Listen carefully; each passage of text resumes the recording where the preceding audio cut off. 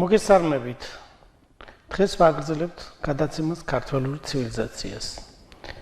დღევანდელი თემა არის პროტოქართველური, საერთო ქართველური ენა და წარწერები. დღეს საუბარი გვექნება მე-7 ნაკვეთზე. თემა წარმოდგენილია ივანე ჯავახიშვილის სახელობის თბილისის სახელმწიფო უნივერსიტეტის თეორიული და გამოყენებითი ენათმეცნიერების ინსტიტუტის სამეცნიერო ცენტრი ენა, ლოგიკა, მეტყველებას მიერ.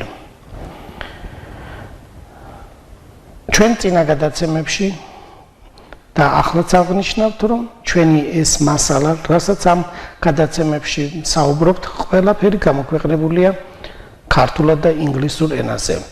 და ეს ნაშრომებში არის მოცემული, ეს არის ილიას სახელმწიფო უნივერსიტეტის სამეცნიერო კრებული ქართველოლოგია, ხოლო ივანე ჯავახიშვილის სახელობის ისტორიისა და ეთნოლოგიის ინსტიტუტში იბეჭდება ისტორიული ეთნოლოგიური ძიებანი. აქ მითითებულია ამ კრებულების შესაბამისი ნომრები. მოგეხსენებათ, რომ ქართველოლოგია დაარსა პროფესორმა მაგალ თოდუამ, ხოლო მეორე კრებული, რომელიც ისტორიის ინსტიტუტში იბეჭდება, მისი რედაქტორი ბრძანდება პროფესორი ხათუნა იოსელიანი. ამ თემასთან დაკავშირებით, ვისაც კრებულის ნახვა და გადამოწმება შეუძლიათ, მათთვის არის ეს კრებულები ყველა გამოქვეყნებული შესაბამის საიტზე, რომელიც თქვენს ეკრანზეა მითითებული. ეს არის TSU-J აკადემია edu გია კვაშილავა, რომელიც ეკრანზე ჩანს. დღევანდელ გადაცემაში და წინა სამ გადაცემაში ჩვენ ვისაუბრეთ და ასევე ორ გადაცემაშიც ვისაუბრეთ შემდეგ თემებზე: სამხრეთ ევროპის, წინა აზიისა და კავკასიის უძველესი მოსახლეობისა და ენების შესახებ. ბოლო ორ გადაცემაში ქონდა საუბარი მაკრელების, დოლიონების, ქაშკებისა და მუშკების განსახლების შესახებ და ჩვენ საუბრობდით ბოლო მე-6 გადაცემაში რიაკიბელეს, კორიბანტებისა და კვირბების კოლხური დამწერლობის შესახებ. დღეს საუბარი ჩვენ გვექნება სწორედ კორიბანტებისა და კვირბების კოლხური დამწერლობის შესახებ. მომავალ გადაცემასთვის იგეგმება აკლასის ხაზოვანი, ფესტოს დისკოს, კრეტული იეროგლიფური წარწერების აღმოჩენისა და შესწავლის მოკლე ისტორია. შემდეგ გადაცემებისთვის იქნება მე-5 საკითხი ფესტოსის დისკოსა და აკლასის ხაზოვანი წარწერების შესახებ და საბოლოოდ დასკვნა. დღეს გავიხსენებთ რამდენიმე დეტალი წინა გადაცემიდან, მე-6 გადაცემიდან. ეს არის შემდეგი რიაკიბელეს, კორიბანტებისა და კვირბების კოლხური დამწერლობის შესახებ. როგორც წინა გადაცემაში ჩვენ აღვნიშნეთ, სტრაბონი წერს, რომ ქალღმერთების დიდი დედის რიაკიბელეს ქურუმები, კორიბანტები, კოლხები არიან და მჭიდროდ უკავშირდებიან მეტალურგიისა და მჭედლობის ფარველ ლემნოსელ კაპირებს. აქ თქვენს ეკრანზე მითითებულია კორიბანტების როგორც სიტყვის მხოლობითი ფორმა, კირბას, კორბასი არის, ხოლო მრავლობითი ფორმა არის, მრავლობით რიცხვში არის ეს სიტყვა, კირიბანტეს, კორიბანტეს. და ეკრანზე ჩანს სწორედ ერთ-ერთი არქეოლოგიური ნიმუში, კორიბანტები თუ როგორ იცავენ ზევს. კორიბანტები და ასევე კაბირები ჩვენ წინა გადაცემაში მოგახსენეთ, რომ ბევრი ბერძნული წყაროს მიხედვით ერთმანეთთან არის დაკავშირებული. კორიბანტ კაბირებს მჭიდროდ კავშირი აქვს კოლხურ სამყაროსთან და ამას ამტკიცებს აგრეთვე ის, რომ ქართველთა წინაპარ ტომებს ეკუთვნით პრიორიტეტი მეტალურგიაში.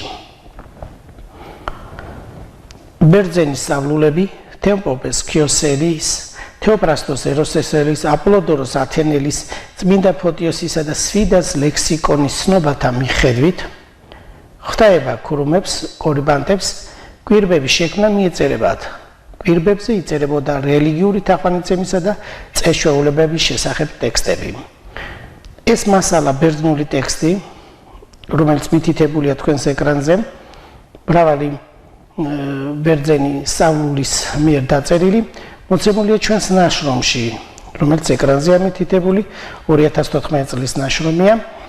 თქვენ მოგეხსენებათ, რომ კორიბანტები, როგორც წინა გადაცემაში ჩვენ ვისაუბრეთ, ეს არის ღვთაებები, მაგრამ მის მსახურებსაც იგივე სახელი ქვია ბერძნული წყაროების მიხედვით, ანუ მის ქურუმებს, ესე იგი ღვთაება კორიბანტებს და მის ქურუმებს ასევე ქვია სახელი კორიბანტები.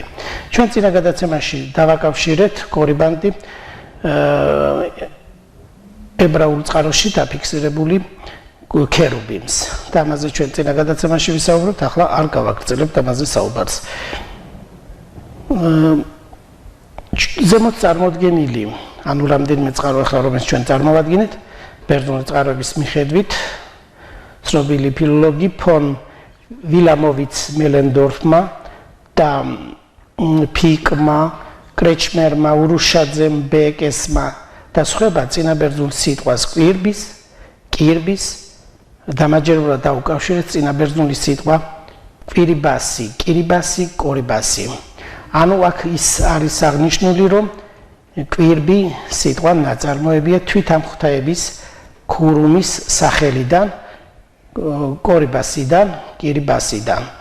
მისი მხოლობითი ფორმა ეს. თქვენ ასევე მოგეხსენებათ, რომ წინა გადაცემაში ჩვენ ვისაუბრებთ, რომ კორიბასი ნაწარმოებია კვიბელეს, ანუ რია კიბელეს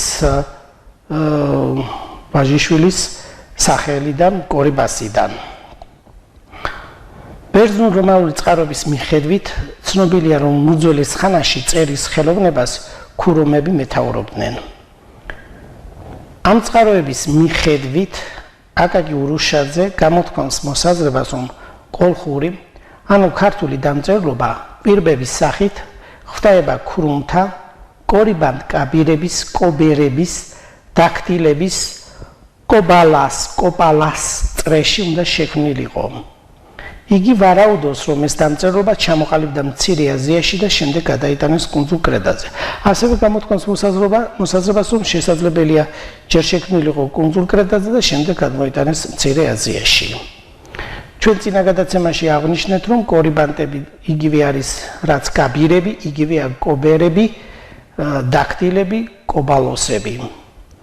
ნუ საინტერესოა იმ მხრივ, რომ თუ ჩვენ დამატებით ვიტყვით აქ ინფორმაციას, რომ კობერძირი, კობალაძირი, კოპალოსი და ასევე მისი ძირები ძალიან გავს ქართულ გვარებს კობერიძეს, კოპალაძეს, კოპალიანს.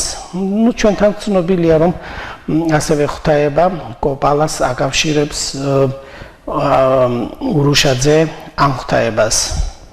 ამ საკითხებზე თქვენ დაწვრილებით შეგიძლიათ ნახოთ ურუშაძის აქვე მითითებული წიგნი შესაბამის გვერდზეა.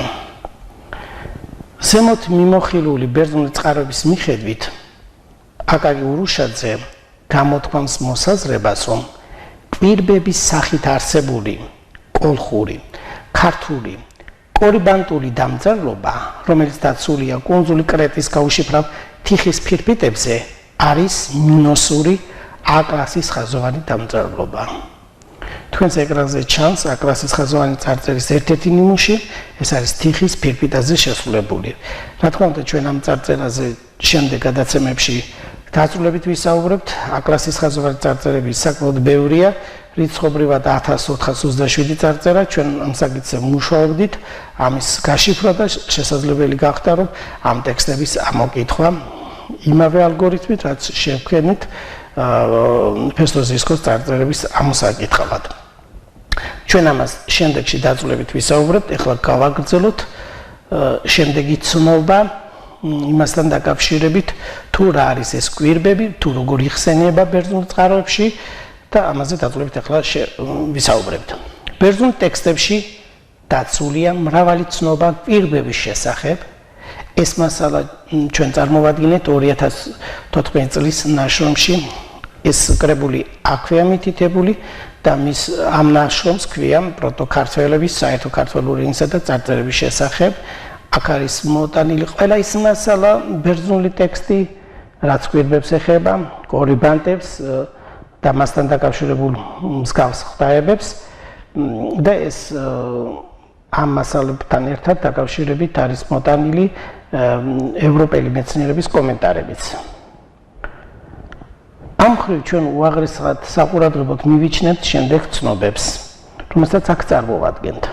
პირველი ეს არის პლუტარქეს მიერ დაწერილი. პლუტარქე წერს ბერძნული ტექსტი წარმოდგენილია ეკრანზე. პლუტარქეს ამ ციტატაში ნათქვამია, რომ პირბები ეწოდებოდა იმ ფირფიტებს, რომლებიც ღვთისმსახურებასა და მსხვერპლ შეწირვებთან დაკავშირებულ წესებს შეიცავენ.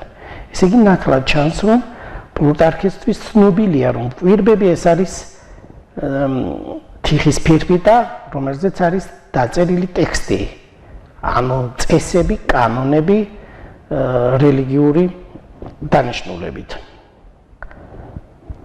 ლისიასი წერს ბერძნული ტექსტი თქვენს ეკრანზე ჩანს, ხოლო ქართულად ლისიასის ამ ციტატაში დასტურდება, რომ მსხვერპლ შეწირვებები სრულდებოდა კირბებზე, ანუ ფირფიტებზე დაცული სასურველი წარწერების მიხედვით. ეს მასალა შესაბამისად ნაჩვენებია ეკრანზე წიგნი და აქ არის ეს მასალა მოცემული. არისტოტელე წერს კირბების შესახებ. ბერძნული ტექსტი ეკრანზე გამოჩნდა. არისტოტელე ამ ციტატაში გადმოგვცემს, რომ და ბრჭყალები მათი კანონები ჩამოწერეს კირბებზე. ესე იგი, კანონები ჩამოწერილია კირბებზე. არისტოტელეს შესაბამისი წიგნი თავი მოცემულია ამ წიგნში. თქვენ შეგიძლიათ ეს გადამოწმოთ. კრატინოსის, ლისიასის, ლატონის, ნონუსის, აგათიას სქოლიასტიკოსის, არისტოტელეს, ეს წიგნები აქ ამითითებული, ტიმეოსის, აპოლონიუს როდოსელის, არისტოფანესის, ზენობიოსის, კომეტასისა და სხვათა ცნობების მიხედვით კირბების წარწერები სრულდებოდა კვრივ მასალაზე, თიხის ან სპილენძის ფირფიტებზე, ხის ან ქვის დაფებზე, სტელებსა და სვეტებზე. რა თქმა უნდა, ამ წყაროებში სხვადასხვა წარმოდგენა კვირბის, მაგრამ ეს ეხება იმას, რომ ხან თიხის ფირფიტა, ხან სპილენძისაა, ხან ხისგან გაკეთებული დაფები, ან ქვისგან. და ასევე კეთდებოდა ეს წარწერები სტელებსა და სვეტებზე. აპოლონიუს როდოსელი თავის არგონატიკაში წერს ბერძნული ტექსტი, თქვენ ხედავთ ეკრანზე ბერძნულ ტექსტს, აპოლონიუს როდოსელის ამ ციტატას აკაკი ურუშაძე ქართულად თარგმნის შემდეგნაირად. კოლხებმა შემოინახეს თავიანთ მამათა ნაწერები, ამოკვეთილი კვირბებზე, რომლებზედაც ირგვლივ ყოველ მხარეს მოგზაურთათვის დაბეჭდილია ზღვისა და ხმელეთის ყველა გზა და საზღვარი. აქ არის წარმოდგენილი წიგნი აკაკი ურუშაძისა ძველი კოლხეთი არგონატების თქმულებაში, რომელიც დაიბეჭდა თბილისის სახელმწიფო უნივერსიტეტში 1964 წელს. 155 გვერდზე არის პუნქტი თავი ცნობა კოლხური დამწერლობის შესახებ. დაწვრილებით ეს მასალა, რასაც ჩვენ ვსაუბრობთ, აქ არის გადმოცემული როგორც ბერძნული მასალები და ასევე შესაბამისად ქართული თარგმანით. და გარჩეული აქვს პროფესორ აკაკი ურუშაძეს ეს მასალა დაწვრილებით. აპოლონიუს როდოსელის ზემოწარმოდგენილი ცნობის მიხედვით, ცნობილი გეოგრაფი კარლ რიტერი ამბობს, რომ კირბები იყო ფირფიტები და მათ კოლხები იყენებდნენ. კარლ რიტერის ეს მოსაზრება გამოქვეყნებული 1161 წელს, გვერდი არის 60-61 და ეს წიგნი თქვენ წინ ეკრანზე ჩანს. კარლ რიტერი წერს ტექსტს გერმანულად, ჩვენ ახლა ეკრანზე გაჩვენებთ, ვისაც აინტერესებს ორიგინალში, გერმანულად ეს არის მოცემული აქ თქვენს ეკრანზე, გერმანული ტექსტი. კარლიტერის ამოსაზრებას პირბების, კირბების შესახებ იმოწმებს წმინდა კირიონ მეორე. მის წიგნში არის ეს მასალა დაცული. წიგნი თქვენ მოგიხსენებათ, პირველად დაიბეჭდა 1910 წელს რუსულ ენაზე და მისი ქართული თარგმანით შესრულებულია. ქართულად არის ივერის კულტურული როლი რუსეთის ისტორიაში. გამოიცა 2005 წელს. წმინდა კირიონი წერს. ახალი დროის უდიდესი გეოგრაფი კარლიტერი ახალი განსახლების ადგილზე ქართველთა წინა ქრისტიანული კულტურის შესახებ ამგვარად მსჯელობს. პლუტარქე ნიკეის ყოფა ცხოვრების აღწერისას საუბრობს ლანდკარტებზე, რუკებზე, რომლებიც სიცილიაში ალკიბიადეს ლაშქრობისათვის იყვნენ გამზადებული. აპოლონის როდოსელის მეოთხე წიგნის 204 სტრიქონში დაფიქსირებული ეს მასალა, ესე იგი აპოლონის როდოსელის მიერ არგონატების ლაშქრობის აღწერისას სკოლიასთა მიერ ამ ადგილის განმარტებიდან ჩანს, რომ კარტოგრაფიული ხელოვნების გამოგონების პატივი მცირე აზიის ბერძნებს არ უნდა მიეწეროთ. ეს დაბეჭდილია შესაბამისად ქართულ წერლობაში 23 ტომში და ვაგრძელებთ ამ ციტატას. ესე იგი ეს ციტატა თარგმანი გაკეთებულია კარლიტერის წიგნიდან კირიონ მეორეს მიერ. რა თქმა უნდა ეს არის რუსულად და შემდეგ არის ქართულად გადმოთარგმნილი. ვაგრძელებთ ციტატას კირიონ მეორის წიგნიდან. ეს ხელოვნება გაცილებით ადრე კოლხმა მოგზაურმა ვაჭრებმა გამოიყვენეს. ეს გარემოება, რა თქმა უნდა, მეტად მნიშვნელოვანია კოლხეთის ისტორიისათვის, რომელშიც აქამდე კიდე ბევრი რამ გამოუცნობი და ლეგენდის ბურუსით მოცული რჩება. აპოლონის როდოსელის აზრთა და მისი სკოლიასტის მიხედვით, კოლხემ დაფებზე თავიანთი მოგზაურებისათვის საზღვაო და სახმელეთო გზების გამოსახვის ხელოვნება ჯერ კიდევ უძველეს დროში წინაპრებისგან შეისწავლეს. ეს დაფები, ანუ კირბები, თავიდან ქვებისგან მზადდებოდა, შემდგომში ხისაგან. ეს დაფები უდავოდ იყო ლანდკარტების, ანუ გეოგრაფიული რუკის პირველი ჩანაწერები და სავსების შესაძლოა, რომ მათგვარი დაფები ჰეროდოტეს თვალწინ ჰქონოდა. როცა იგი ჩრდილოეთის ხალხთა სავაჭრო გზებს ჩამოთვლის ბორისენთან და პონტთან. ეს ციტატა კარლიტერისა, რომელიც 1861 წელს დაიბეჭდა მის წიგნში, გადმოდარქმნა რუსულად წმინდა კირიონ მეორემ და ქართული თარგმანი შესრულებულია შესაბამისად ზემოთ მითითებულ წიგნში. კარლიტერის მოხსენებული ციტატა კირბების შესახებ დამოწმებული აქვს მოსე ძანაშვილსაც. ეს მასალა მას აქვს მოცემული წიგნში, რომელსაც ქვია ქართული მწერლობა და ეს წიგნი დაიბეჭდა თბილისში 1900 წელს. ზემოთ წარმოდგენილი ბერძნული წყაროების მიხედვით კირბები თავდაპირველად საკრალური სასულიერო შინაარსის წარწერებს შეიცავდა. უფრო გვიან კირბები ეწოდა ყველა საზოგადო საბუთსა და კანონს. შედარებით გვიან კირბებს კარტოგრაფიული მნიშვნელობაც მიენიჭა. წერს ურუშაძე. რა თქმა უნდა, ბერძნული წყაროების მიხედვით თავდაპირველად კირბები გამოიყენებოდა სასულიერო დანიშნულებით, ანუ სასულიერო ტექსტები იწერებოდა თიხის ფირფიტებზე, ან ქვის დაფებზე, ხის დაფებზე და ასე შემდეგ. შემდეგში კირბებმა დანიშნულება გაიფართოვეს და მათ გამოიყენებდნენ ასევე ზოგადად კანონებისა და საბუთების ჩასაწერად და ბოლოში უფრო მოგვიანებით გამოყენებული იქნა კარტოგრაფიული მნიშვნელობითაც. ძველი ბერძნული წყაროებიდან ასევე ცნობილია, რომ პელას კოლხთა დედაღვთაების რიაკვიბელეს ან ფასიანეს ქურუმებს კორიბანტებს ძველთაგანვე ჰქონდათ დამწერლობა, რომელსაც საიდუმლოდ ინახავდნენ. ესე იგი, ჩვენ წინა გადაცემებიდან გავიხსენოთ ის, რომ ქართველური მოდმის განსახლების სივრცე, ჩვენ წინა გადაცემაში გაჩვენეთ, რომ საკმაოდ დიდი სივრცე იყო, ეს არის შავი ზღვისპირეთი, ხმელთაშუა ზღვისპირეთი და აქ მოსახლე ხალხს ჰქონდა თავისი სათაყვანებელი ღვთაებები, ეს იყო რიაკვიბელე დედა ღვთაება, დიდი დედა და მისი თამხლები ღვთაებები იყვნენ კორიბანდები. სწორედ ეხლა ჩვენ საუბრობთ იმაზე, რომ ეს ღვთაებები იყვნენ ძველთაგანვე შექმნეს ამ ღვთაებებმა დამწერლობა, რომელსაც საიდუმლოდ ინახავდნენ.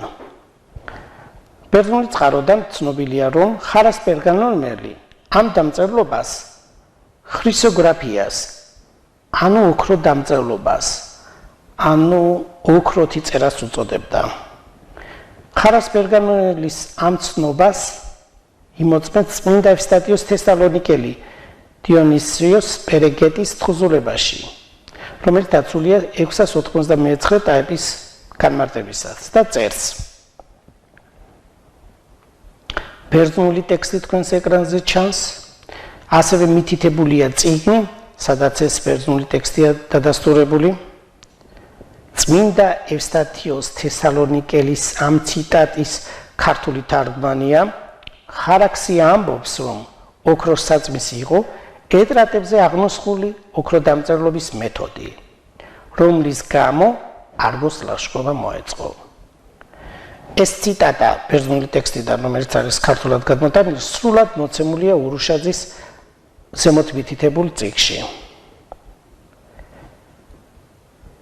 ამ მხრივ პავლე ინგოროყვა და შალვა ნუცუბიძე გამოთქვამდნენ მოსაზრებას, რომ ძველ ბერძნულ წყაროებში დადასტურებული ოქრო დამწერლობა იყო წერის განსაკუთრებული და სპეციფიკური ხელოვნება, რომელიც კოლხეთში გამოიყენებოდა. მათი აზრით, მისი შესრულების წესები აღწერილი იყო ოქროს საწმისზე, ვერძის ტყავზე და არგონავტებმა სწორედ ამ მეტად მნიშვნელოვანი კოლხური ხელოვნების შესატვისებლად იმოგზაურეს საბერძნეთიდან ოქრომრავალ კოლხეთში. ზემოთ მოყვანილი წყაროების გარდა, აგრეთვე დაცულია ერთი ანონიმი ავტორის ფრიად საყურადღებო ცნობა ტყავებზე ნაწერი წიგნის შესახებ. ეს მასალა დაცულია მითოგრაფიული ტრაქტატის, რომელსაც ქართულად ქვია დაუჯერებელთათვის და მის ერთ-ერთ თავში, რომელსაც ქვია ასევე ოქროს საწმისისათვის, ეს წიგნი თქვენს ეკრანზე ჩანს, ბერძნული ტექსტია. ამ თავში, რომელსაც ქვია ოქროს საწმისისათვის, ანონიმი ავტორი წერს. რა თქმა უნდა, ეს ბერძნული წყაროა, ბერძნული ტექსტი გამოქვეყნებულია თქვენს ეკრანზე ნაჩვენებ წიგნში. ამ ციტატას პროფესორი აკაკი ურუშაძე ქართულად თარგმნის შემდეგნაირად. კოლხეთში დაცული იყო ტყავებზე ნაწერი წიგნი, რომელიც შეიცავდა იმის აღწერას, თუ როგორ შეიძლება მივიღოთ ოქრო ქიმიის საშუალებით. ძალიან საინტერესო მასალა, თუმცა ჩვენ ამ ციტატას არ ჩავუღრმავდებით და ვაგრძელებთ შესაბამისად ჩვენ იმ მასალას, თუ რა წყაროა წარმოდგენილი დღეს და რა წყარო ხდება ბერძნულ ტექსტებში ქართული დამწერლობის არსებობასთან დაკავშირებით. ივანე ჯავახიშვილი ფიქრობდა, რომ ქართული დამწერლობა გაცილებით უფრო ძველია და მას დასაწყისი შორეულ წარსულში აქვს. ის შეიქმნა ჯერ კიდევ მაშინ, როდესაც ქართველთა წინაპარი ტომები გაცილებით ვრცელ ტერიტორიაზე იყვნენ განსახლებული. ჩვენ ვისაუბრეთ წინა გადაცემაში და კიდევ ერთხელ ვიმეორებთ, რომ ქართველური მოდგმის განსახლების სივრცე კავკასიიდან ხმელთაშუაზღვისპირეთამდე ვრცელდებოდა. და ამიტომ მიუთითებს ივანე ჯავახიშვილი თავის წიგნში, რომელსაც ქვია ქართული დამწერლობა და ცოდნეობა, ანუ პალეოგრაფია, ეს დაიბეჭდა 1959 წელს თბილისის სახელმწიფო უნივერსიტეტში და აი ეს მასალა მას დაცული აქვს 236 გვერდზე. ჩვენ ახლა კონკრეტულად ვნახოთ ის მასალა, თუ რა ტიპის დამწერლობა, ანუ დამწერლობის ნიშნებია შემონახული ჩვენთან საქართველოში ძველ წელთაღრიცხვის მე-4 საუკუნიდან ახალი წელთაღრიცხვის მე-4 საუკუნემდე. ჩვენ არ საუბრობთ შემდეგ დამწერლობაზე, რომელსაც ქვია ასომთავრული დამწერლობა, ხუცური და მხედრულზე. არამედ ჩვენ საუბრობთ ქრისტიანობამდელი პერიოდის, ანუ წინა პერიოდის დამწერლობაზე. თანამედროვე საქართველოს ტერიტორიაზე არქეოლოგიურად აღმოჩენილია მრავალი არტეფაქტი. და ეს რა არის? ადგილობრივი წარმოების ფრიად საყურადღებო კერამიკული ნაწარმი, ქვევრი, ამფორა და გრანიტი, რომლებიც თარიღდება ძველი წელთაღრიცხვის მეოთხე საუკუნიდან ახალი წელთაღრიცხვის მეოთხე საუკუნემდე. ესე იგი, მრავალი ქვევრი და ამფორა და კრამიტზე ვისაუბრებთ დღეს უпростоრად ამ კერამიკულ ნაწარმზე მოცემულ ნიშნებზე. ამ კერამიკულ ნაწარმზე ამოკაწრულია უძველესი წერითი ნიშნები, რომლებსაც შემდეგში ჩვენ პირობითად ვუწოდებთ ქართველურ ხაზოვან ნიშნებს. ბატონი ვახტანგ ლიჩელი პროტო-ქართულ დამწერლობის ნიშნებს უწოდებს.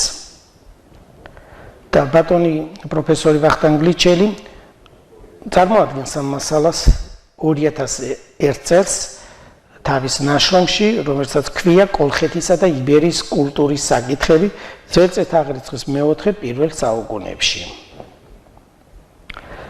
პროფესორი ვახტანგ ლიჩელის სამეცნიერო შრომის მიხედვით ქართველური ხაზოვანი ნიშნები დასტურდება საქართველოს არქეოლოგიურ ადგილებში. ანუ აქ გავიმეორებთ კიდევ ერთხელ, ამ დამწერლობის ნიშნებს ბატონი პროფესორი ვახტანგ ლიჩელი უწოდებს პროტო-ქართულ დამწერლობის ნიშნებს, ხოლო ჩვენ ვუწოდებთ ქართველურ ხაზოვან ნიშნებს. ეს ადგილები, ანუ სად არის ეს ამ წარწერების ნიშნები აღმოჩენილი? დაბლაგომი და დაფნარი, ესეთი სოფლებია სამტრედის რაიონში, მოქალაქევი და ნანეფის ჭალე, სოფელი ახალსოფელი, ეს არის სენაკის რაიონი, სუფსთა ნატანების აუზი, მიმდებარე ტერიტორიაზე, სოფელი ზემო ფარცხმა, ჩოხატარბუს რაიონია, ვანი, თიზირი, ვანის რაიონი, უფლისციხე, გორის რაიონი. საკმაოდ ბევრი ნიშნებია დაფიქსირებული: სარკინე, გრძელი მინდორი, ბაგინეთი, სამთავრო, ცხეთის აგლდამა, მოქთა კარის, სამაროვანი, კარსნის ხევი, არმაზის ხევი, სვეტი ცხოველი, ესენი ყველა არის ცხეთის რაიონში და სხვა ადგილებში. ამ ადგილებში აღმოჩენილ ქართველურ ხაზოვან ნიშნებს იკვლევდნენ კუფტინი, აფაკიძე, ხახუტაიშვილი, ლორთქიფანიძე, ლიჩელი, ყიფიანი, ფენრიხი და სხვები. თქვენს ეკრანებზე ჩანს კუფტინის, აფაკიძისა და ხახუტაიშვილის ფოტოები. პროფესორი აკადემიკოსი გურამ ლორთქიფანიძე, პროფესორი ვახტანგ ლიჩელი და პროფესორი გურამ ყიფიანი. ჰაინც ფენრიხის წიგნში წარმოდგენილია ქართველური ხაზოვანი შემდეგი ნიშნები. და ახლა გავჩვენებთ ამ ნიშნებს. ეს წიგნი თქვენ მოგეხსენებათ დაიბეჭდა 2013 წელს და სანამ ამ ნიშნებზე ჩვენ სრულად სანამ ვისაუბრებთ, რამდენიმეს გაჩვენებთ. დაბლაგომში აღმოჩენილია ეს ნიშნები ფენრიხის წიგნში ეს დაბეჭდილი და დღეს ჩვენ აქ შევჩერდეთ საუბარი, აქ შევაჩეროთ საუბარი და მომავალ გადაცემაში გავაგრძელოთ დაწვრილებით ამაზე საუბარი. მადლობა ყურადღებისთვის, მომავალ შეხვედრამდე.